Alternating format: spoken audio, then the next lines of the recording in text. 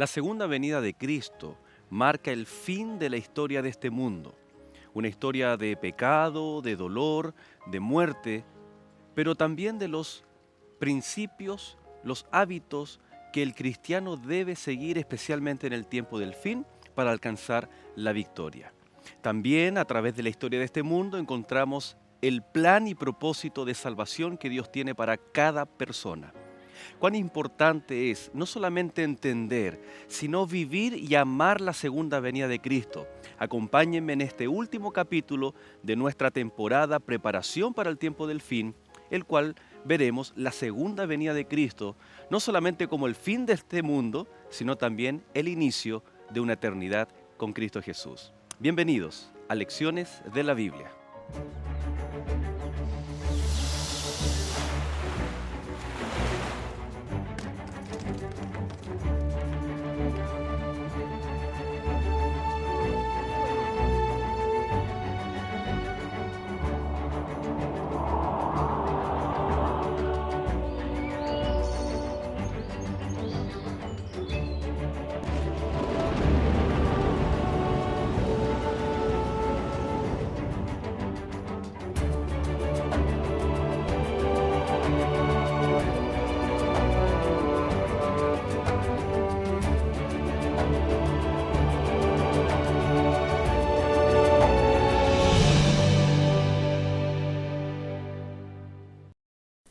Porque como el relámpago que sale del oriente y se muestra hasta el occidente, así será también la venida del Hijo del Hombre. Mateo capítulo 24, verso 27. Estamos dando inicio a este último capítulo de esta temporada. Ustedes no se preocupen, Lecciones de la Biblia continúa la próxima temporada. Pero esta temática ha sido realmente maravillosa. La preparación para el tiempo del fin. Y cuando hablamos del fin del mundo, sin duda alguna se nos pueden venir a la mente catástrofes y es donde las películas de Hollywood muchas veces alimentan nuestra imaginación, pero no necesariamente de esperanza, de amor por Cristo Jesús, sino de un temor de las cosas que probablemente pueden ocurrir. Pero usted que ha seguido lecciones de la Biblia en esta temporada, nos hemos dado cuenta cómo la palabra de Dios nos ayuda en nuestra preparación para este momento especial que vamos a estudiar, que es el regreso de nuestro Señor Jesús. Y aprovecho de hacer la invitación, si usted se está incorporando recién a este último capítulo, le invito a nuestra plataforma de YouTube. Allí se encuentran todos los capítulos de la temporada que hablan de la preparación para el tiempo del fin. Está con nosotros el Pastor Eledoro. Gracias, Pastor. Ya estamos en el 13º capítulo. Ha sido una linda experiencia. Muchas gracias por aceptar la invitación nuevamente, Pastor. Para mí ha sido algo marcante, muy bueno, y voy saliendo edificado de toda esta jornada. Ujú. Ha sido muy bueno reencontrarse con toda esta preparación para el tiempo del fin y con su efecto personal también. Soy muy beneficiado por haber participado en esta serie. Y como toda temporada tiene que partir de la mejor manera y terminar mejor aún, ¿no? Queremos dar gracias, Mitzi Celis, por Sí, acompañarnos. Nos estuviste muy bueno. acompañando en el primer capítulo y como broche de oro poder compartir juntos también esta última lección. Para mí ha sido una linda experiencia, muchas gracias por la invitación y también ha sido muy hermoso estudiar estas verdades que están en la palabra del Señor, tan trascendentales para nosotros como cristianos. Así es. Vamos a orar, ¿les parece? Vamos a pedir Sí. la presencia de Dios. Mitzi, por favor. Por supuesto, inclinemos nuestro rostro. Querido Señor, que estás en los cielos, agradecidos estamos a ti, Señor, por estar en esta hora a punto de iniciar un nuevo estudio más de la Biblia. Queremos pedir que tu Espíritu Santo inunde nuestra mente, nuestro corazón, que también sea con cada uno de los oyentes que en este Amén, momento por nos favor, están Señor, viendo así sea. y que podamos, Señor, sacar de tu palabra el mensaje claro y profundo que cale en nuestros corazones, Amén. que tú nos amas, que, Señor, estás pronto a volver a buscarnos nuevamente, a estar contigo en el cielo. Sí, Señor. Rogamos tú estés en este estudio en el nombre de Jesús. Amén. Amén. Amén. ¿Alguno de ustedes ha soñado con la segunda venida de Cristo? ¿Ha sido tanto el anhelo, el deseo de llegar al punto hasta soñar con ese momento maravilloso? Tal vez no un sueño como como lo relata la Biblia, ¿no es cierto?, las partes, las etapas de la Biblia. Pero en el año 2011, nosotros como familia quisimos pintar un cuadro, queríamos tener el cuadro de la casa, el cuadro más importante para nosotros. Y fue así que salió la idea de tenernos a nosotros en la Segunda Avenida. Buscamos a un pintor cristiano, adventista, y él nos tomó una foto en distintas posiciones y después el trasfondo de él, ¿no es cierto?, con su arte llenó el espacio de la Segunda Avenida. Y recuerdo que esa noche, y estábamos todos entusiasmados de que iba a comenzar el arte y ese regalo tan especial que nos damos unos a otros, yo llegué a soñar algunas escenas de ese momento, de ese encuentro, porque nuestro sueño y nuestro anhelo era que ese cuadro reflejara nuestro anhelo personal como familia, Amén. que es estar juntos en el momento en que el Señor nos venga a buscar. Y en eso medité mucho y soñé, ¿no es cierto?, en ese encuentro especial, tan esperado y tan añorado.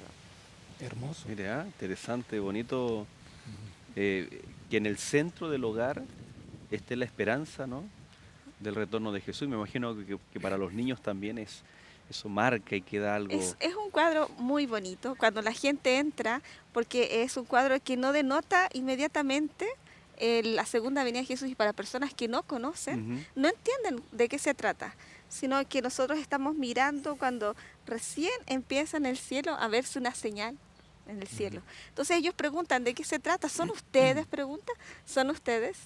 Sí, somos nosotros, y ahí nosotros hablamos y contamos esa esperanza que tenemos. Sirve para testimonio a los amigos. Sirve Sí. de testimonio, así es. La Segunda Venida es muy especial para el mundo cristiano porque fue el mismo Señor Jesús que prometió volver.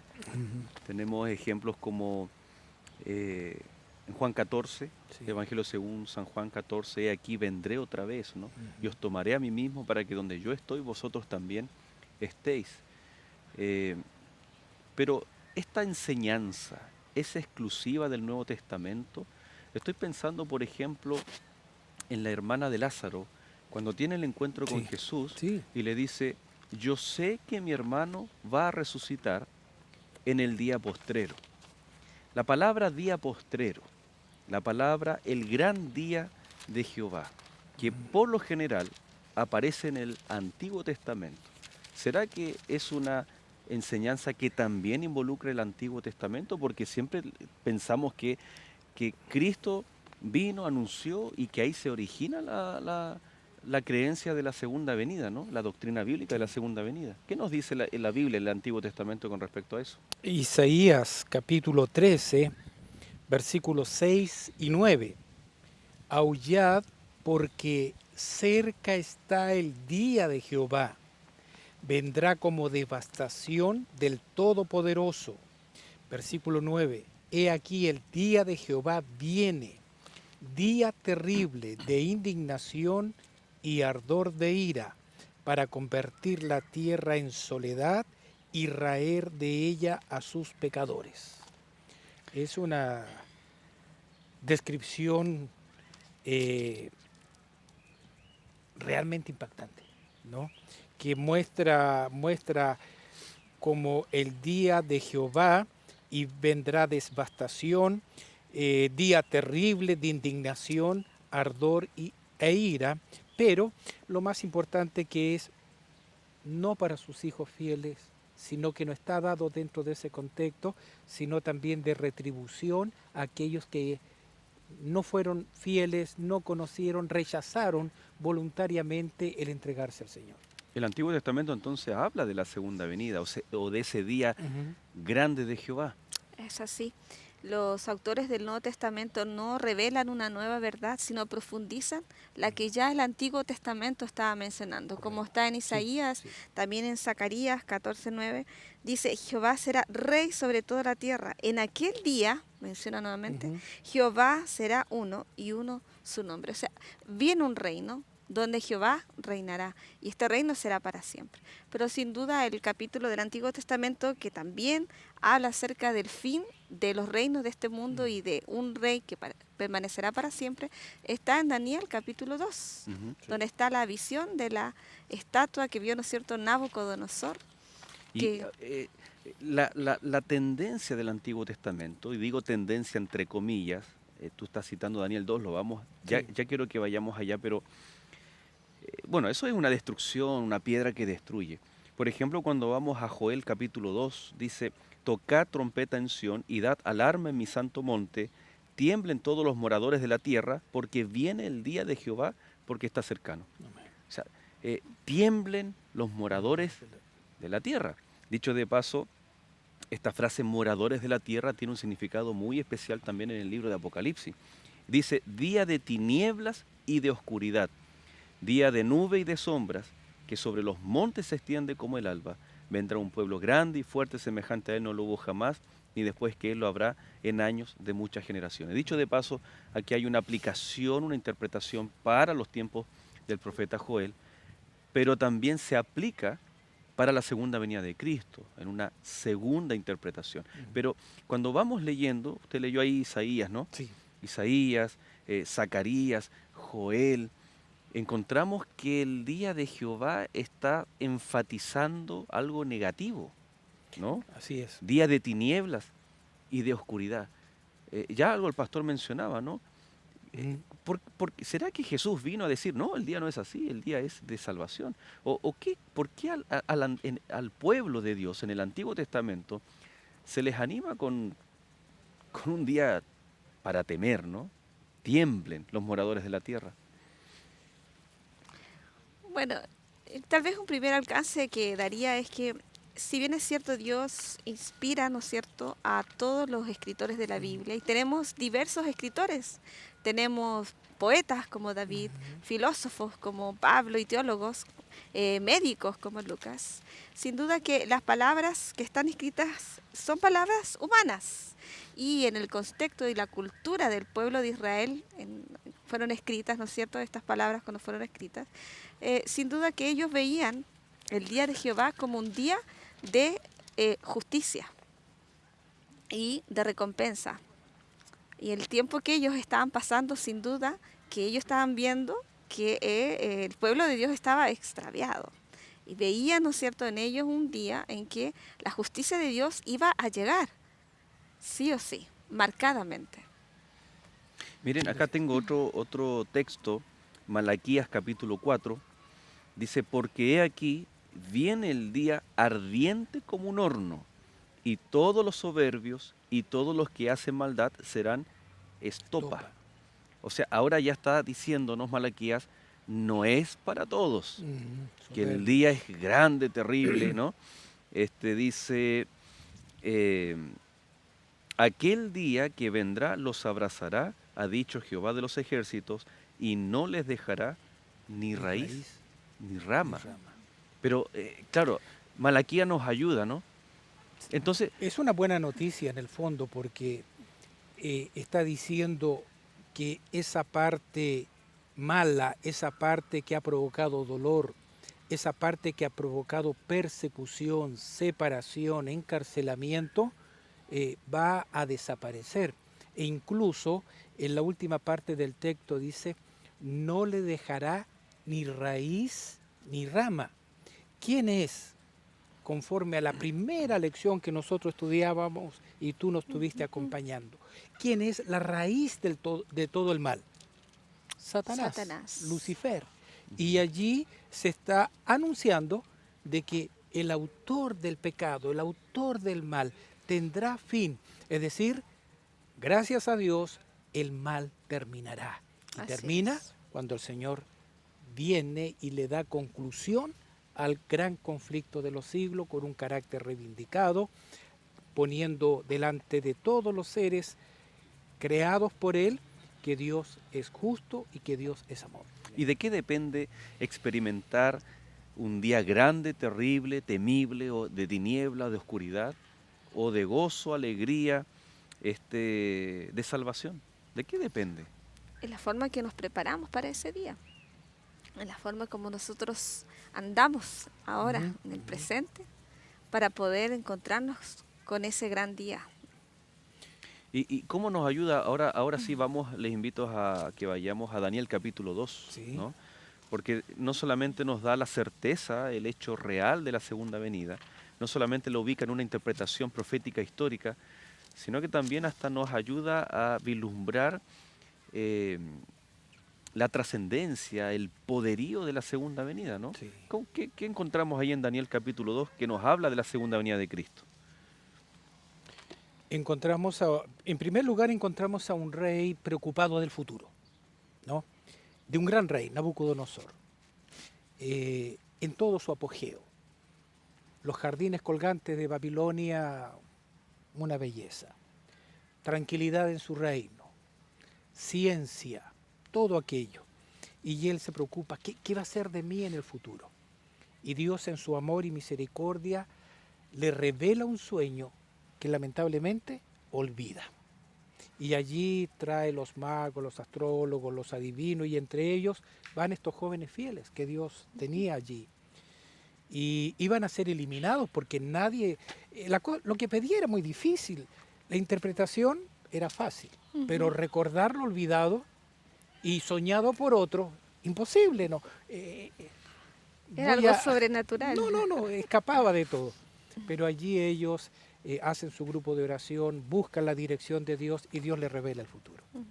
Y le revela el futuro de una manera extraordinaria a través de una imagen, de una gran imagen de acero, nosotros podríamos decir en el lenguaje nuestro ahora, una especie de Robocop, con diferentes metales.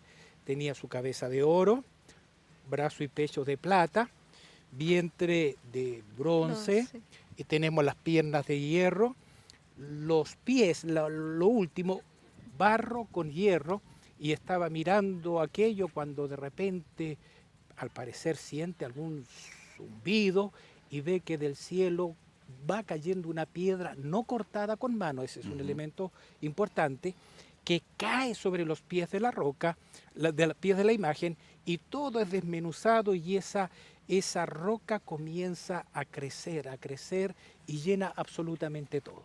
Pastor, antes de ver de qué se trata especialmente la piedra, porque aquí nos habla de la segunda venida o del reino de los cielos. Así que vamos a interrumpirlo un momento, nosotros nos vamos a separar y usted continúe porque ya volvemos aquí en Lecciones de la Biblia.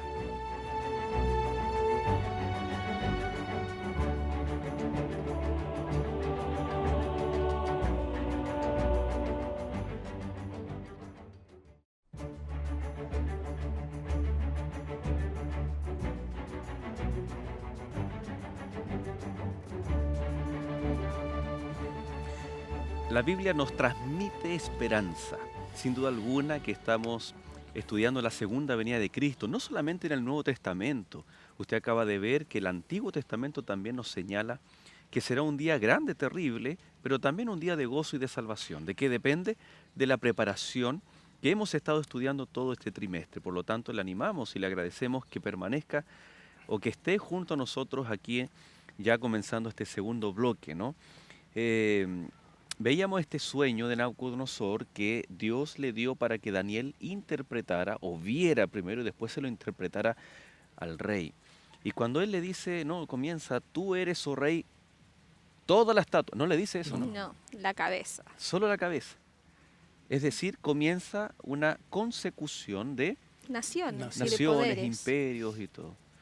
Que hacía a grandes rasgos. ¿Qué podríamos hablar desde la cabeza hasta los pies? ¿Hasta dónde se extiende la historia, no?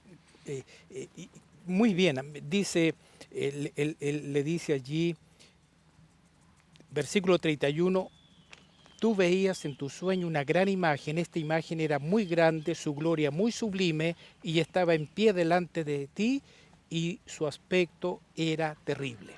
Yo creo que cuando Daniel comenzó a relatar, el rey dijo, bien, sí, eso vi, y eso vi. Y luego él dice... Y qué bueno que soy el oro, dijo, ¿no? Claro, y interesante, él es interpretado con lo superlativo.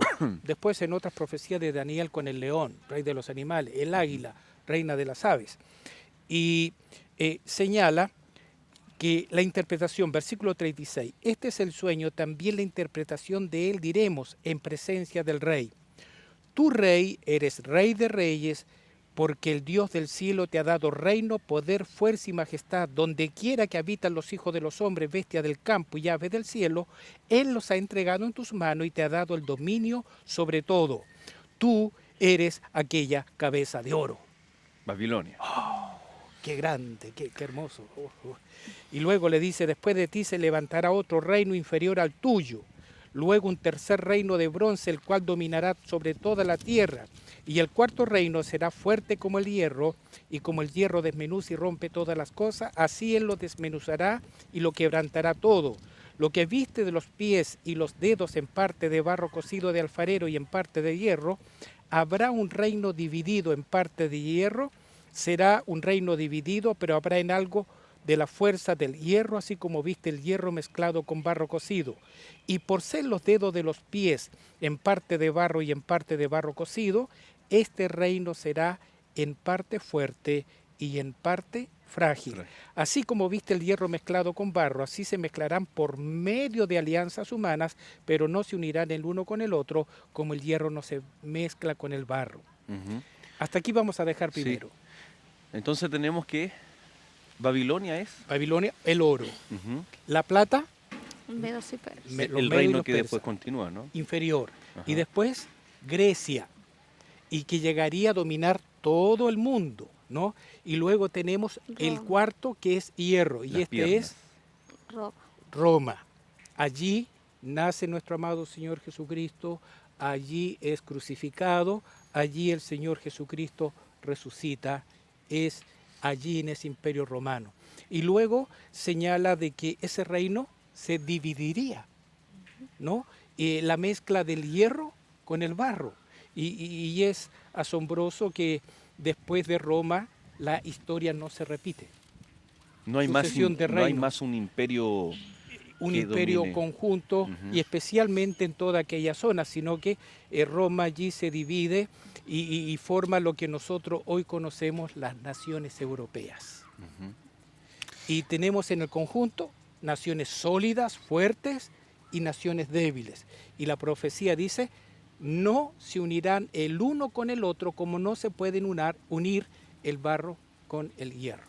Se podrán hacer alianzas, mas no un nuevo imperio. Correcto, incluso humanas. Allí hubo momentos en que en la gran Europa estaban los reyes emparentados entre todos, pero llegó la Primera Guerra Mundial y pelearon como el perro y el gato, ¿no?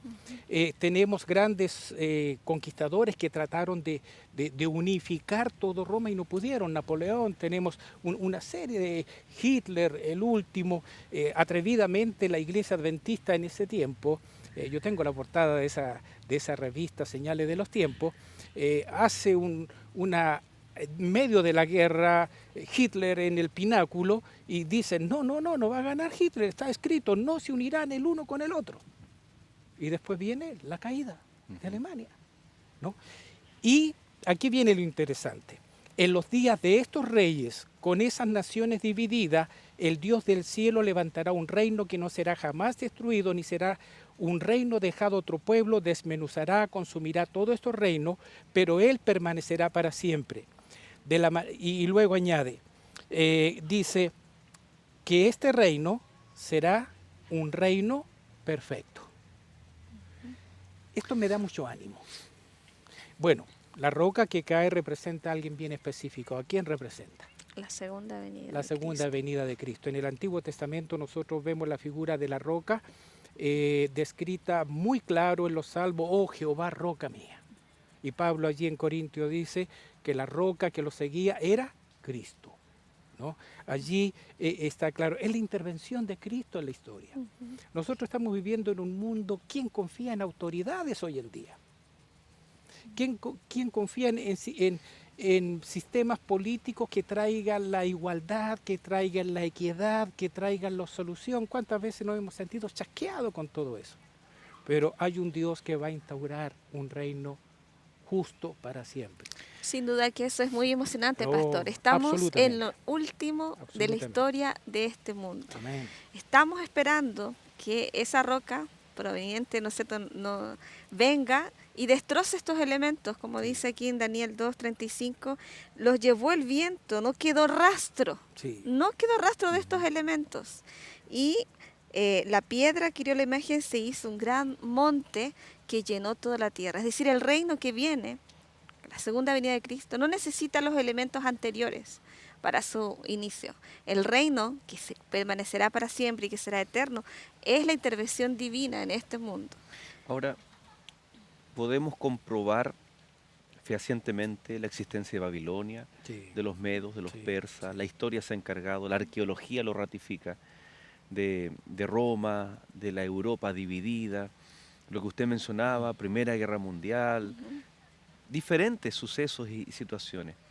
Entonces, no podemos, la Biblia no nos autoriza para pensar de que la segunda venida de Cristo es un evento espiritual, Sí. inmaterial, ¿no? Si la estatua es concreta, es corroborable, entonces la segunda venida de Cristo también es un hecho histórico que muy pronto va a A suceder. suceder. Y ahora es cuando el Nuevo Testamento viene a complementar lo que ya quedó claro, ¿no? Que habla el Antiguo Testamento de la segunda venida de Cristo como un hecho real. Pero ¿qué podemos decir de aquellas tal vez personas que dicen, o más que personas, religiones, que últimamente están diciendo que la segunda venida de Cristo es espiritual? Tú debes recibirlo en tu corazón.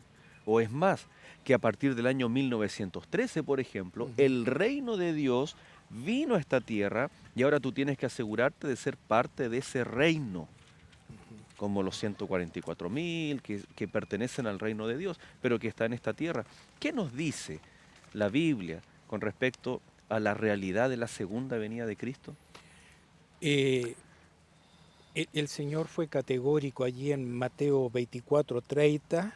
Él dice que vendrá con poder y gran gloria. ¿No? Es algo increíble, se verá, será visible como el relámpago que sale en oriente y se muestra Al hasta occidente. occidente. Será un evento masivo. Será algo extraordinario. Ocurrirán ciertas cosas que no la podemos negar. Dice que va a venir en las nubes de los cielos con sus ángeles. Entonces, y cuando él hizo la promesa antes de ascender allí en el monte de los olivos, aparecieron esos dos ángeles y le dicen a los discípulos en forma concreta, este mismo Jesús que ha sido tomado de vosotros al cielo, lo veréis venir así como él se ha ido al cielo. Y ellos lo vieron con sus ojos.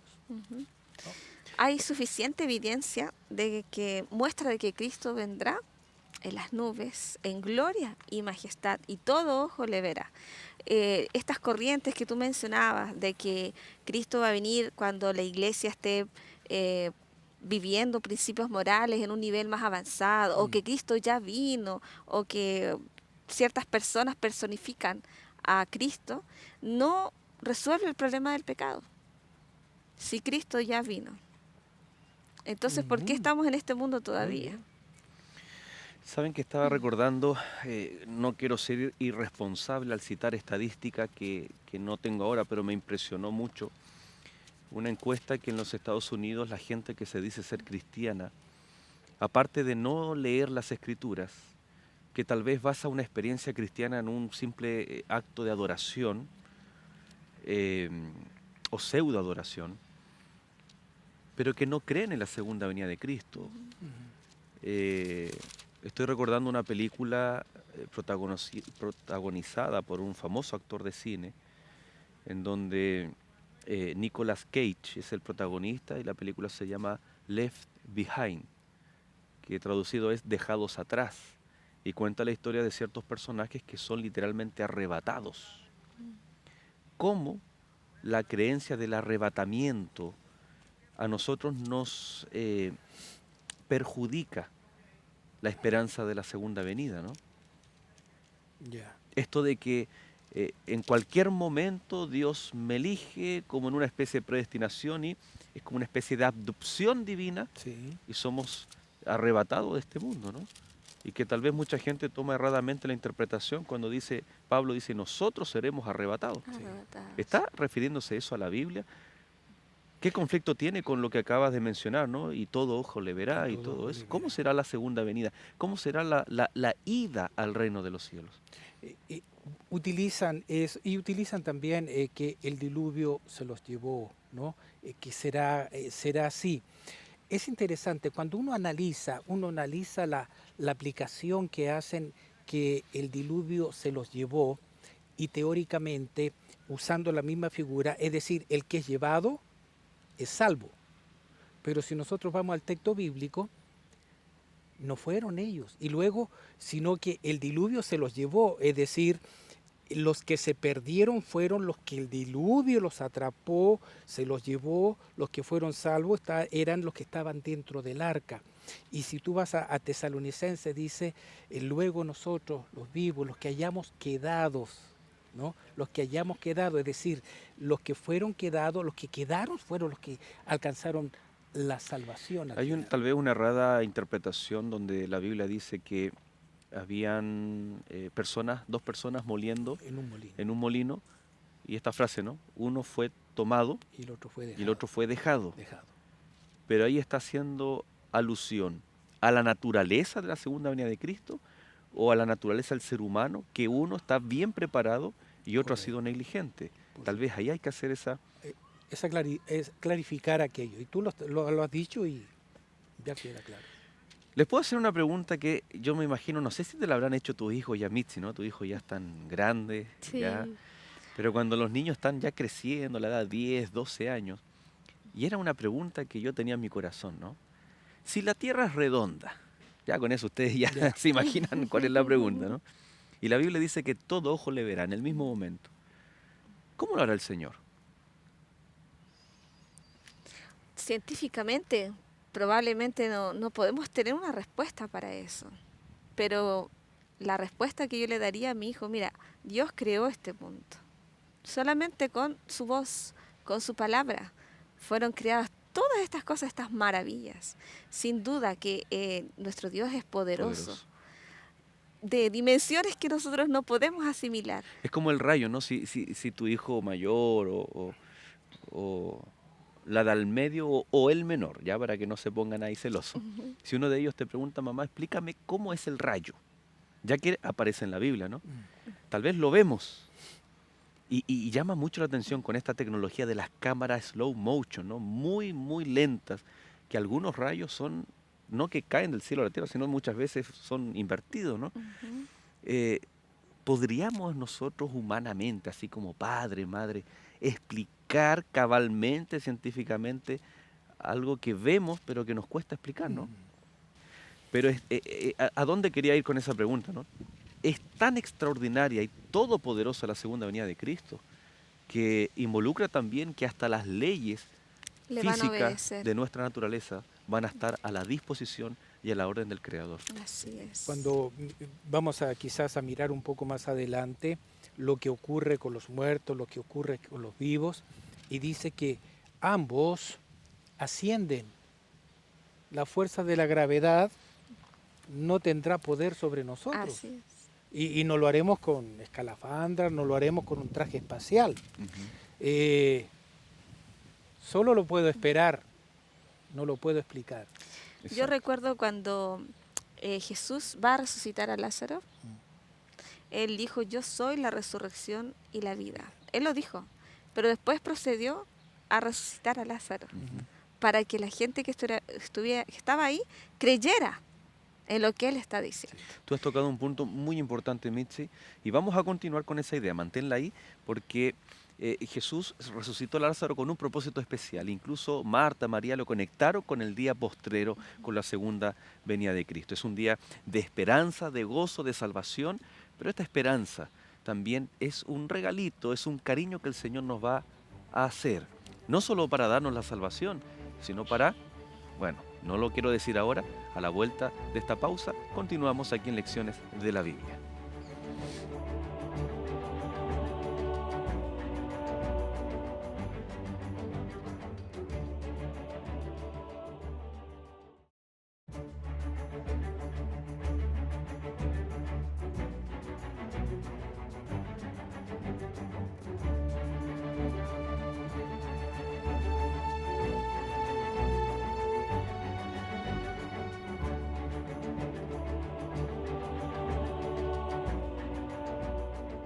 Escuela Bíblica Nuevo Tiempo ha preparado para ti la guía de estudio Biblia Fácil de Daniel.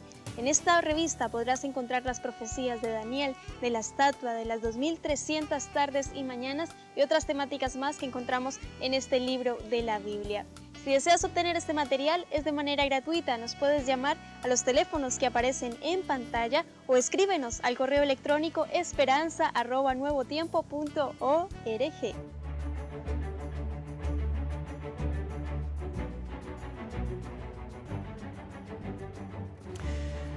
Gracias, queridos amigos, por permanecer en compañía. Ya estamos en el último bloque y como usted pudo darse cuenta, los lindos materiales que Escuela Bíblica tiene preparado para usted. No queremos cerrar esta temporada, este capítulo, sin nuevamente reiterarle dos cosas.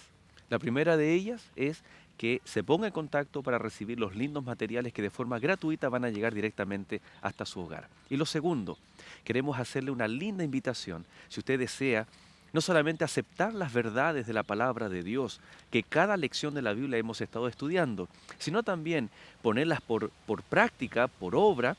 Alguien podría decir, no es tan fácil. Bueno, le queremos invitar a la Iglesia Adventista del Séptimo Día, que usted sea parte de la iglesia, que usted nos visite, porque entre todos estamos dispuestos a ayudarles y juntos prepararnos para el encuentro con Cristo Jesús en la segunda venida. Y para eso usted puede buscar la iglesia adventista más cercana en www.encuentreunaiglesia.org. Entonces, después de este capítulo, usted puede ingresar ahí en la internet, bajar el aplicativo, la aplicación, y entonces encontrar la iglesia adventista más cercana en su hogar.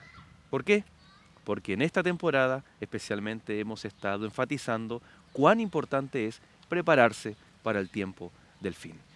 Porque más que temor, miedo, un cataclismo y cosas que lamentablemente las películas hollywoodenses nos llenan a nuestra mente y nuestro corazón, vemos que es un día maravilloso, ¿no? Un día extraordinario, la segunda venida. Es un día de reencuentros también. ¿Qué dice la Escritura? ¿Qué dice ahí Tesalonicenses? Primera Tesalonicenses 4:13 en adelante, Mitzi, por favor. Dice, tampoco queremos, hermanos, que ignoréis acerca de los que duermen, para que no os entristezcáis como los otros que no tienen esperanza. Porque si creemos que Jesús murió y resucitó, así también traerá Dios con Jesús a los que durmieron en él. Por lo cual, os decimos esto en palabra del Señor, que nosotros que vivimos, que habremos quedado hasta la venida del Señor, no precederemos a los que durmieron.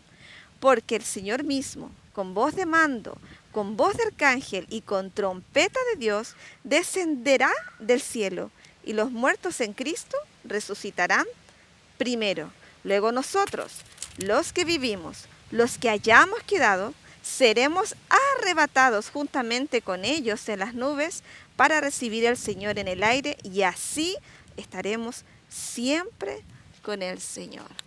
Los muertos en Cristo resucitarán primero y luego nosotros seremos arrebatados para reunirnos todos juntos con el Señor. Ese arrebatamiento será visible, será público. Y No será escondido. No escondido. Qué importante saber que si bien estuvimos estudiando, pastor, si usted recuerda, uno de los engaños magistrales del enemigo es la inmortalidad del alma. Sí, señor. Y aquí y allá, en ese capítulo, y ahora volvemos a ratificar, qué importante es creer que nuestros seres amados que han muerto están durmiendo. Porque el que está durmiendo, tarde o temprano, tiene que... Despertar. Y aquí está el momento del despertar. Y despiertan no por casualidad, no, sino al escuchar la voz De Dios. De Dios. la voz de Dios, la voz de Cristo Jesús. Y esa resurrección de mi madre, yo tuve dos hermosas sobrinas, una murió a los 14 años, fue muy doloroso para mi hermana, y otra cerca de 20 años. Y el consuelo de la resurrección. Creo en la resurrección de los muertos. Yo repetía el credo, ¿no? El Padre Nuestro dice, vénganos tu reino. Tan maravilloso. Ellos van a resucitar con un cuerpo. Van a tener características que nosotros los vamos a reconocer. Jesús cuando resucita, y María va y en ese amanecer, con sus ojos llenos de lágrimas, ve que alguien se acerca, cree que es el hortelano, el jardinero. Y le dice, si tú lo llevaste, dime dónde lo pusiste. Y Jesús le dice, María, Raboni, maestro. Ella reconoció el tono de su voz. Habrán esas características. Jesús tenía ese cuerpo. Él resucitó con algo maravilloso. Él llevaba en sí y llevará por la eternidad las cicatrices, que será una evidencia de lo que Él hizo por nosotros. Pero Él resucitó así, y ver padres que encuentran a sus hijos, se abrazan, perfecto, mi madre que murió mutilada, va a ser perfecta, vamos a poder reconocernos, maravilloso. Tengo dos preocupaciones poniéndome en el lugar de nuestros amigos.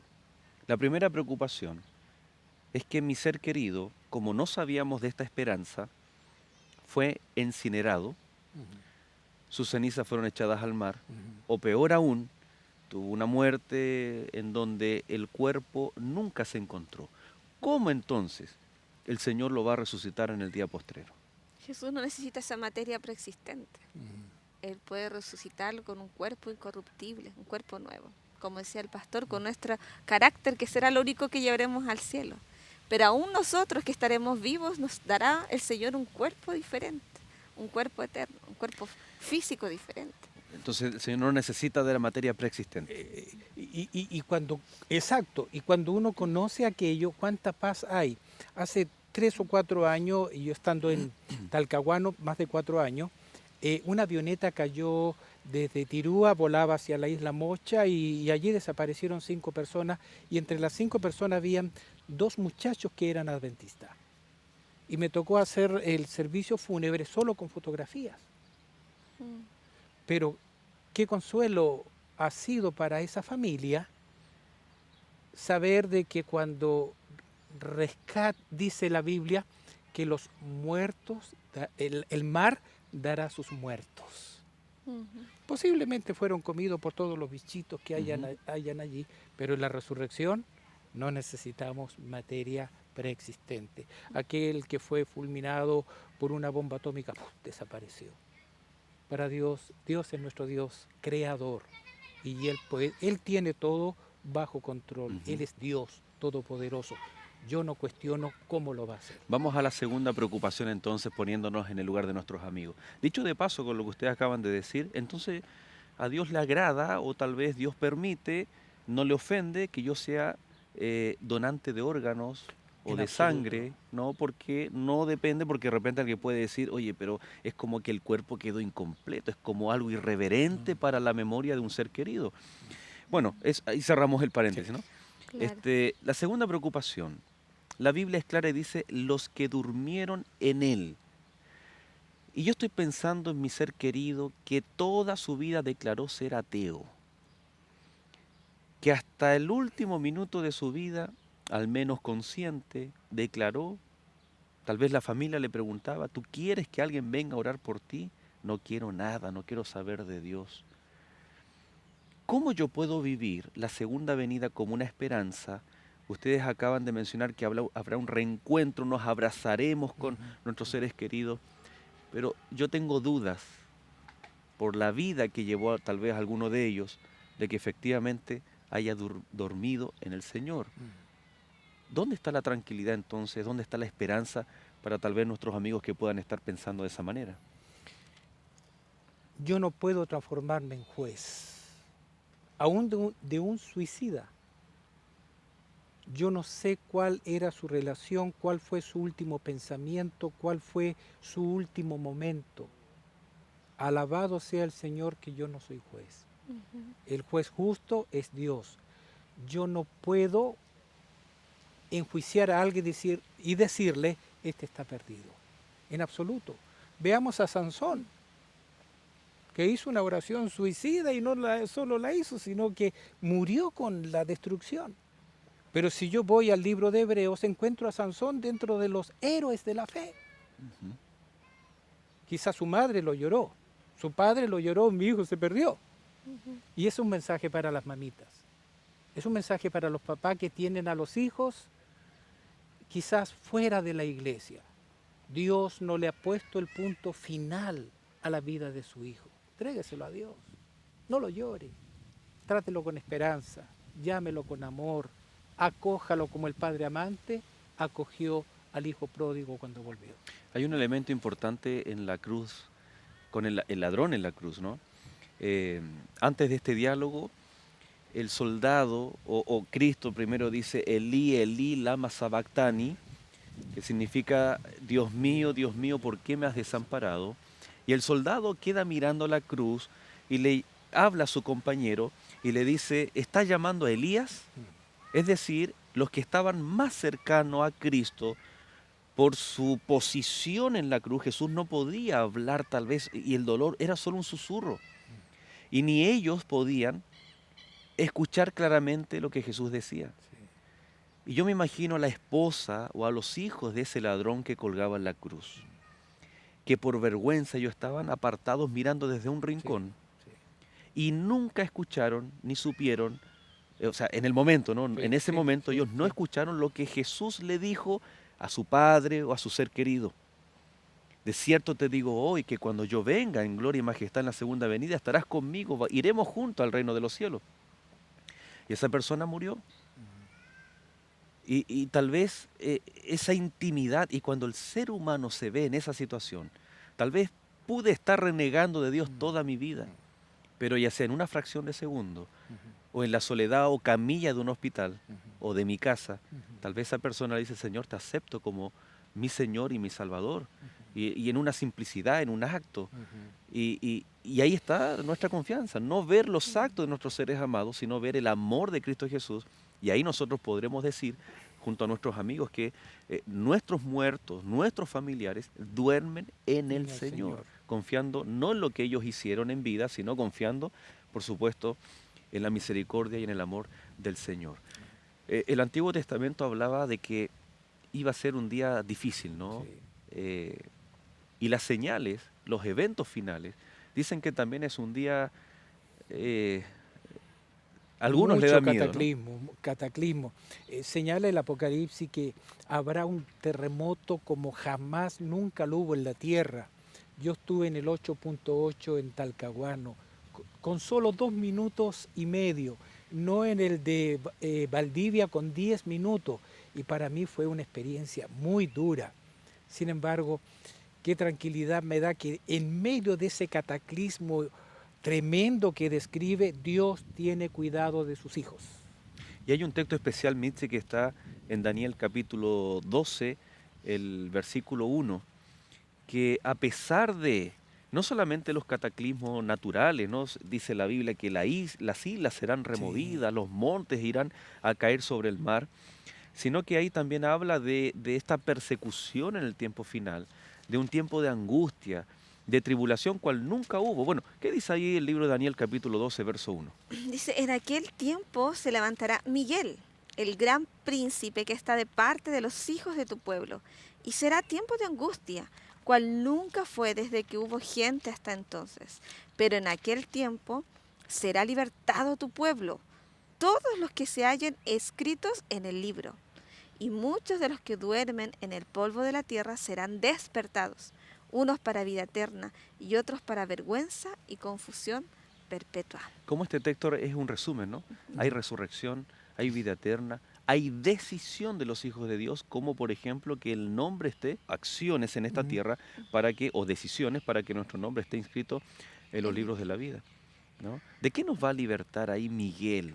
De la condena, de la muerte que experimentamos en este mundo, de esa naturaleza pecaminosa que nos hace que todas nuestras tendencias se alejen de lo que es la ley de Dios, el carácter de Dios. Miguel, Cristo, nos viene a libertar de esa condena y nos viene a dar la recompensa a los que se mantienen fieles. A mí me llama la atención que dice los que se hallen escritos en el libro. ¿Qué libro estaba mencionando aquí? En el libro de la vida. Qué importante la segunda venida, pastor. No es simplemente llamarnos adventistas, sino vivir el advenimiento de Cristo como tan inminente como la palabra lo señala. Así es, Joel, y es interesante que Isaías el profeta Isaías registra lo que los fieles dirán cuando en ese gran cataclismo aparezca esa nube en principio pequeña como la mitad de la palma de una mano, y que a medida que se va acercando a la tierra, se va haciendo más luminosa, vienen los ángeles, aquí un cataclismo horrible, los fieles protegidos, cuidados, superando todo aquello, quizás allí en el aire, y dice así: se dirá en aquel día, he aquí, este es nuestro Dios, lo hemos esperado y nos salvará. Y añade, este es Jehová a quien hemos esperado, nos gozaremos y nos alegraremos en su salvación. Nuestro Dios, que está pronto a venir, quiere que usted diga estas palabras. Esperémoslo con alegría, esperémoslo con esperanza, esperémoslo con gozo y preparémonos para este encuentro con el Señor. Así es. ¿Quiere usted estar listo cuando Cristo venga? ¿Lo siente así en su corazón? ¿Usted quiere hacer suya la oración de ese agónico ladrón en la cruz que le dijo: Señor, acuérdate de mí cuando vengas en tu reino? Dígaselo. Y la respuesta del Señor es: he aquí yo vengo pronto y mi galardón conmigo. Que el Señor le bendiga. Gracias por esperar a Jesús. Somos adventistas porque esperamos esta maravillosa promesa. Lo invito a unirse a la iglesia, lo invito a ir, vaya, busque allí, vea, recuerde lo que está diciendo aquí en nuestra pantalla, busque el lugar y vaya, y allí va a ser recibido cariñosamente. Me gustaría mucho abrazarle, quizás por la distancia no lo vamos a poder hacer, pero que cuando venga Jesús podamos abrazarnos y dar gloria a Él por nuestra salvación. Vamos a orar y vamos a agradecer a Dios por esta maravillosa esperanza. Amante Padre que estás en los cielos, hay una profunda gratitud en nuestro corazón. Gracias porque tú, Señor, has prometido volver. No se turbe vuestro corazón, Sí. no se turbe, que nada nos turbe, Señor. ¿Por qué? Porque tú fuiste a preparar un lugar y señalaste: vendré otra vez. Ayúdanos a perseverar. Tu palabra dice que el que persevere hasta el fin, éste será salvo. Gracias por tu misericordia. Aumenta nuestra fe. Y cuando vengas, podamos alzar nuestros brazos al cielo y decir: este es nuestro Dios. Le hemos esperado y Él nos salvará. Amén. Para ti sea la honra y la gloria. En el nombre de Jesús. Amén. Amén. Muchas gracias de corazón, Pastor Eledoro, por acompañarnos en toda esta temporada. Que Dios les bendiga junto a sus seres amados, su ministerio. Gracias. Y si no nos volvemos a ver, nos vamos a ver ahí en Sí, el Señor. día glorioso, ¿no? Amén. Y con nuestros amigos también. También. Sí. Querida Mitzi, muchas gracias por darnos también la oportunidad de cerrar junto contigo esta hermosa temporada, junto a nuestros amigos. Mucho cariño y bendiciones también para la familia. Gracias a ti también. Y queridos amigos, muchas gracias también por continuar con lecciones de la Biblia, ya que la próxima semana comenzamos una nueva temporada. Pero no se olvide nunca, Cristo viene pronto y es necesario prepararse. Siga los consejos de la palabra de Dios para tener la plena convicción de estar haciendo la voluntad de Dios, para ir juntos a reinar con Cristo en las mansiones celestiales. Que Dios les bendiga y nos veremos en otro capítulo de Lecciones de la Biblia.